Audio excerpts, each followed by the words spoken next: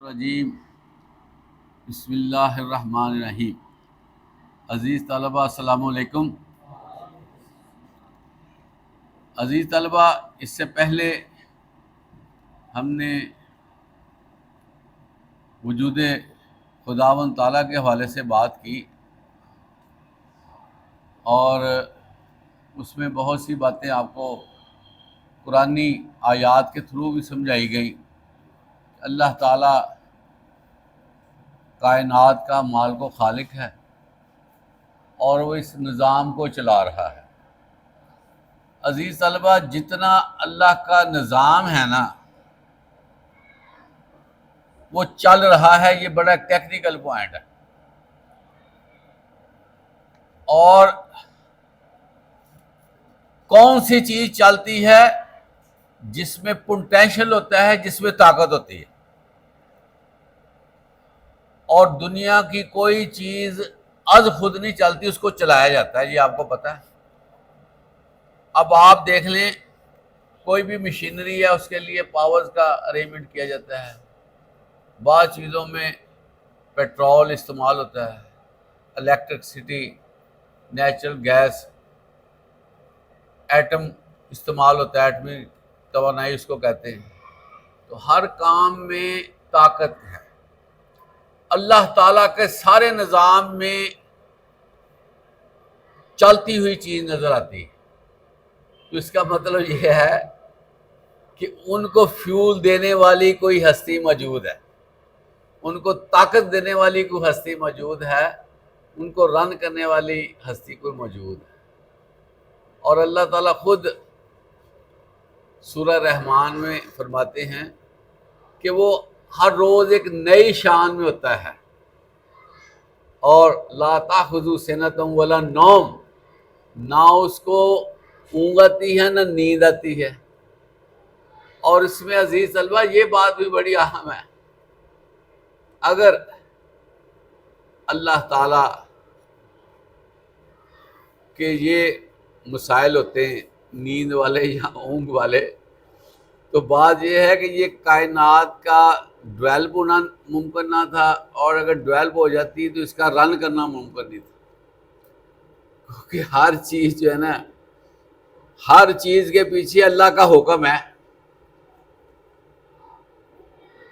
اور ہم یہاں باتیں کر رہے ہیں، بیٹھے ہوئے ہیں، فیلنگ ہے، پورا باڈی جو ہے وہ فنکشنل ہے۔ پتہ ہے یہ کیسے ہے؟ یہ اللہ کے حکم سے ہے۔ جو روح ہے نا، روح جس کی بنیاد پہ ہمارا سارا سرکل ہے، یہ اصل میں روح جو ہے اللہ کا حکم۔ اللہ تعالیٰ نے یہ دیکھیں، اللہ تعالیٰ نے ہر بندے میں روح ڈالی ہوئی ہے، اور اللہ تعالیٰ کی جو ڈالی ہوئی روح ہے وہ کتنی فنکشنل ہے بتائیں؟ باڈی کتنی متحرک ہے اور کتنا ورک کرتی ہے۔ اگر آپ کسی ڈیڈ باڈی کو دیکھیں تو اس کے سارے اعضاء مکمل ہوتے ہیں، لیکن وہ مر چکا ہوتا ہے۔ کیوں مر چکا ہوتا ہے؟ اس میں سے روح جو ہے وہ پرواز کر جاتی ہے۔ اسی طرح ہر چیز میں اللہ کا حکم ہے، اور ہر چیز الائیو ہے۔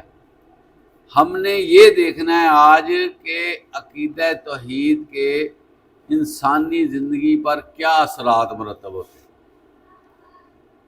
تو بہت سی باتیں ہم نے پہلے لیکچرز میں بھی کی ہوئی ہیں، تو یہ اسپیسیفک یہ لیکچر ہے جس میں یہ پتہ چلتا ہے کہ توحید کا ہم پہ کیا اثر ہے، ہم اس سے کس طرح فائدہ لے سکتے ہیں۔ اب دیکھیں عزیز طلبہ، ذرا قابل غور بات ہے کہ توحید جیسی نعمت سینوں میں ہے ہمارے، لیکن ہمارے رنگ میں وہ کوالٹی نہیں ہے، چہرے پہ وہ برائٹنس نہیں ہے، چہرے پہ وہ شادابی نہیں ہے، وہ چہرے پہ خوشگواریت نہیں ہے، حالانکہ ہم اہل توحید ہیں، کلمہ پڑھتے ہیں لا الہ الا اللہ۔ لا الہ الا اللہ کا جو کلمہ ہے یہ بذات خود ایک طاقت ہے، ایک ٹونک ہے۔ جو بندے کے اندر اگر داخل ہو تو اس کا اثر نہیں ہونا چاہیے. جو چیز ہمارے اندر ہوتی ہے نا اس کا اظہار ہونا چاہیے. Face is the indication of mind. Face جو ہے یہ ہمارے اندر کے خد و خال بتاتا ہے. تو کیا ہم نے کلمہ نہیں پڑھا ہوا؟ تو اگر کلمہ پڑھا ہے نا تو ہمارے چہرے کے خد و خال ایسے ہونے چاہیے کہ ہر وقت ہم خوش رہا کریں، ہر وقت ہم ایزی فیل کریں، ذہن پہ بوجھ نہ رکھیں، ڈپریشن نہ لیں، انگزائٹی نہ لیں، اپنے آپ کو لائٹ رکھیں کہ میرا اللہ پر ایمان ہے. تو عزیز طلبہ ہم نے یہ دیکھنا ہے کہ اللہ پر ایمان کے ثمرات کیا ہیں، کیا کیا فائدے ہوتے ہیں. سب سے پہلے بندے کی جو سیلف ایگو ہے، جس کو سیلف رسپیکٹ کہتے ہیں، اس سے نفس کہتے ہیں، وہ بحال ہو جاتی ہے.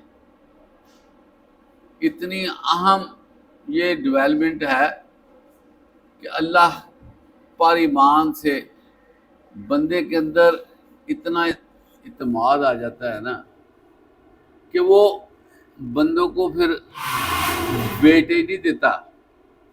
بیٹے سے مراد اتنا نہیں دیتا کہ ان کو آسمانوں پہ چڑھا دے، بلکہ علامہ اقبال نے یہ ایک شعر بھی کہا ہے کہ یہ ایک سجدہ جسے تو گراں سمجھتا ہے، ہزار سجدوں سے دیتا ہے آدمی کو نجات. یعنی کہ جب ہم کلمہ پڑھ لیتے ہیں تو پھر کسی کی غلامی ختم ہو جاتی ہے، پھر لوگوں کے ساتھ برابر کی بنیاد پہ اور ایک ڈگنیٹی کے ساتھ چلتے ہیں بندے. یہ عقیدہ توحید سے یہ بات ہمیں ملتی ہے. اس کے بعد ہے جی عجز و انکساری، ہمبلنس. اب دیکھیں نا، انسان جو ہے نا، انسان مٹی کا پتلا اس کو کہتے ہیں، اور جو جن تھا نا وہ آگ سے بنا تھا. وہ آگ سے بننے کا اس کے اندر پراؤڈ تھا کہ میں آگ سے بنا ہوا ہوں. جب اللہ نے کہا کہ آدم کو سجدہ کرو، وہ بڑا اکڑ گیا کہ میں مٹی کے بنے ہوئے پتلے کو سجدہ کروں. کہتا یا اللہ میں اس سے افضل ہوں. اللہ تعالیٰ نے اس کو درگاندہ راہ کر دیا کہ چلو تم فارغ ہو، چلو تم قیامت تک کے لیے میری رحمت سے دور ہو. اس نے غرور کیا، تکبر کیا، وہ فارغ ہو. تو انسان جو ہے، انسان یہ تکبر اور غرور نہیں کرتا. جو انسان ہوتا ہے وہ انسان بنتا ہی اس وقت ہے جب اس کے اندر توحید آ جائے. وہ اللہ کو پھر کہتا ہے اللہ اکبر کبیرہ، اے اللہ تو سب سے بڑا ہے، تو ہی بڑا ہے.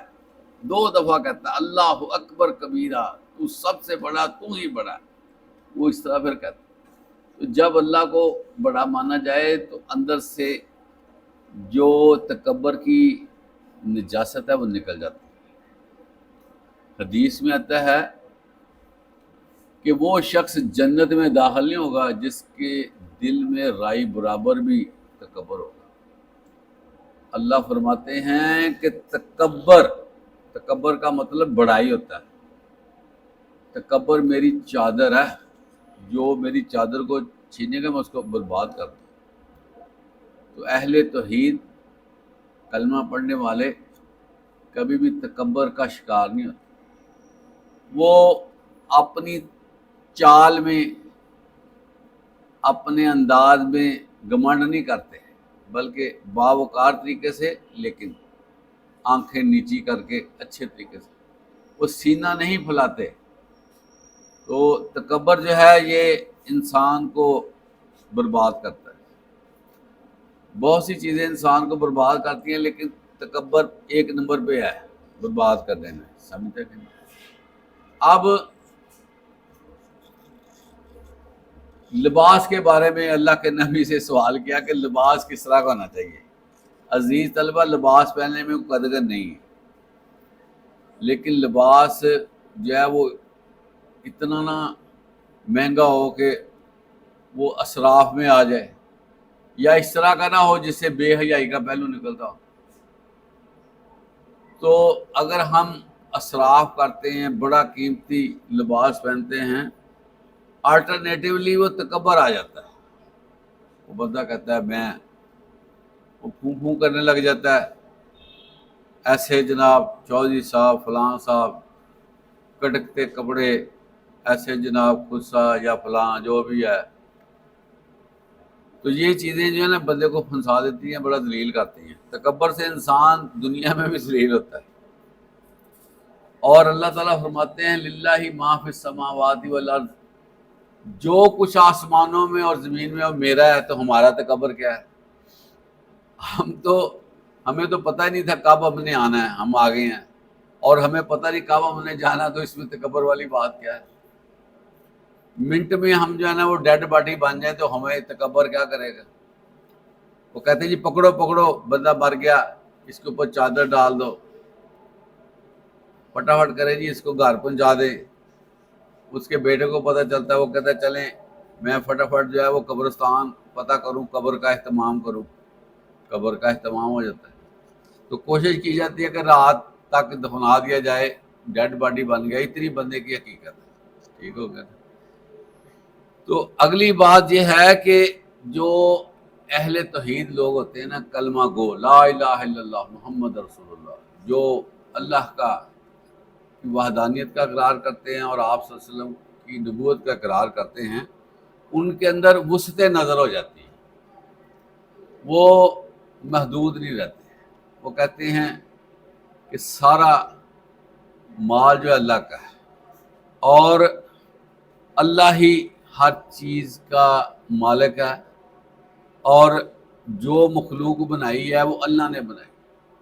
ہمیں آپ کو پتہ ہے کہ کسی کو دیکھتے ہوئے نا یہ تصور نہیں کرنا چاہیے کہ یہ کون ہے، سن لیا بات، بلکہ یہ کہنا چاہیے یہ اللہ کی مخلوق ہے۔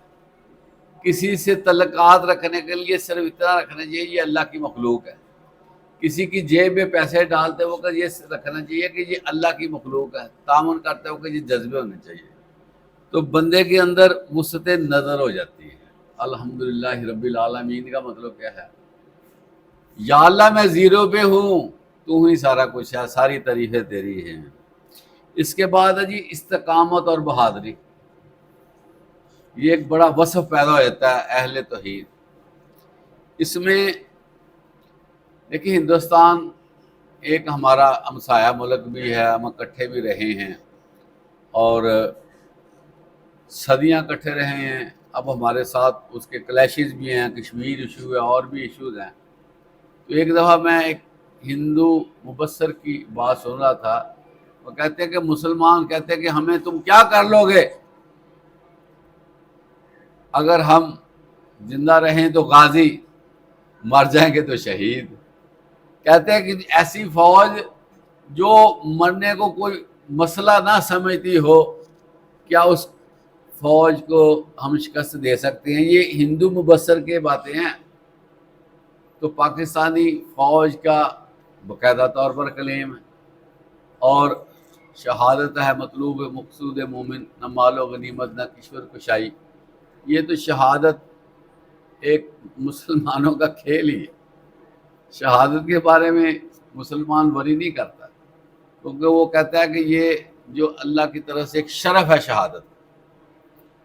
آپ صلی اللہ علیہ وسلم نے فرمایا کہ ایک شخص مسلمان ہے، وہ کھاتا پیتا ہے، زندگی گزارتا ہے، اس کے دل میں کبھی خیال ہی نہیں آیا کہ میں جہاد کروں، میں لڑائی کروں، میں اللہ کے لیے اپنے آپ کو پیش کروں۔ اللہ کے نبی فرماتے ہیں کہ وہ عیسائی ہو کر فوت ہو یا یہودی ہو کر مرے، ہمارا اس کے ساتھ تعلق نہیں ہے، ہمارا اس کے ساتھ تعلق نہیں ہے۔ عزیز طلبہ، دل میں یہ ہمیشہ رکھیں کہ یا اللہ مجھے شہادت کی موت دے۔ میں آپ کو بتاؤں، اسپیشلی دعا کیا کریں کہ یا اللہ مجھے شہادت کی موت دے۔ ولا تقولوا لمن يقتل في سبيل الله اموات بل احیاء ولکن لا تشعرون، اور نہ کہو مردہ ان لوگوں کو جو اللہ کی راہ میں مارے جائیں، بلکہ وہ تو زندہ ہے لیکن تمہیں ان کی زندگی کا شعور نہیں ہے۔ تو یہ استقامت بہادری۔ اللہ کے نبی کیا کہتے تھے پتہ ہے؟ کہ میں تیری راہ میں مارا جاؤں۔ اللہ کے نبی نے خود شہادت کی پسند کی ہے زندگی۔ اور آپ کو پتہ ہے عزیز طلبہ، یہ جو شہید ہے نا، یہ دنیا کے باقی لوگوں سے بڑا منفرد ہوگا قیامت کے دن، اس وقت جب اس کو جنت مل جائے گی۔ ہر بندہ جنت میں جا کے خوش، جنت کا لفظ اس طرح کا ظاہر کرتا ہے کہ ہر بندہ خوش۔ کتنی خوشی ہے جس کو جنت ملتی ہے بتائیں، لیکن شہید کیا کہے گا کہ یا اللہ مجھے پھر بھیج، میں تیری راہ میں مارا جاؤں، مجھے پھر بھیج، میں تیری راہ میں مارا جاؤں۔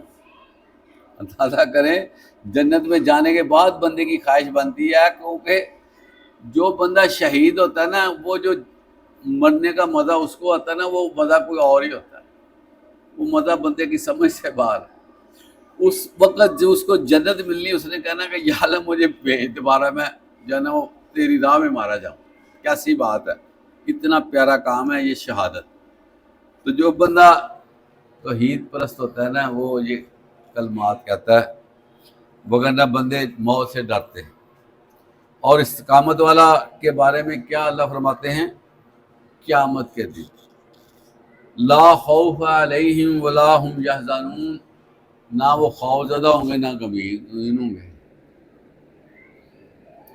ان کو کوئی خوف۔ حالانکہ قیامت کا دن جو ہے یہ اتنا خوف کہ اس کو نا کوئی دنیا میں تحریر نہیں بنی اس کا احاطہ کیا جا سکے، اتنا خوف ہوگا، اتنا خوف ہوگا۔ لیکن شہید کو کوئی خوف نہ ہو، غمگین ہوں گے۔ اس کے بعد رجائیت، امید اور اطمینان ہے۔ یہ جو دیکھیں نا بندے کے اندر مایوسی ہے نا، 7 سال لگی ہوئی ہے، انجیکٹ کرتی ہے بندے کے اندر مایوسی۔ بندہ جو ہے نا بڑا ہی زیادہ ناتواں گزرا ہے، اس کے بندے کے پلے کچھ نہیں ہے، تھوڑا سا گھاٹا، تھوڑے سے حالات بدل گئے، تھوڑا سا ڈسٹربنس ہوئی، کاروبار ڈسٹرب ہوا، چین بندے کی چلتی چلتی رک جائے، مایوسیاں، چہرے کی اداسیاں، رنگت بدل گئی، مارا مارا پھرتا ہے، اور منہ سے بات نکلنا مشکل، اور چہرہ جو ہے وہ عجیب تاثر دیتا ہے۔ تو جو بندہ اہل توحید ہوتا ہے نا، کلمہ پڑھتا ہے لا الہ الا اللہ، وہ کہتا نہیں، اوپر بیٹھا ہوا ہے جو مجھے مایوسی سے بچائے، اور اللہ تعالیٰ نے ان کو تھپکی دی ہوئی ہے۔ تھپکی سمجھتے ہیں؟ باقاعدہ طور پر ان کو تھپکی دی ہے، لا تقنطوا من رحمت اللہ، اللہ کی رحمت سے مایوس نہ ہو، بلکہ وہ بندہ بہت برا ہے، وہ بندہ بہت غلط ہے جو اللہ کی رحمت سے مایوس ہو جاتا ہے۔ وہ تمہارا رب ہے، وہ رب ہے تمہارا، اس کے ہوتے ہوئے تمہیں کیا پرابلم ہے بتاؤ۔ تو ہمیں ان چیزوں کو سمجھنا چاہیے، ان چیزوں پر غور کرنا چاہیے، اور ان چیزوں کو اپنانا چاہیے۔ انشاءاللہ کل بھی اسی کو کنٹینیو کریں گے۔ وآخر دعوانا الحمدللہ رب العالمین۔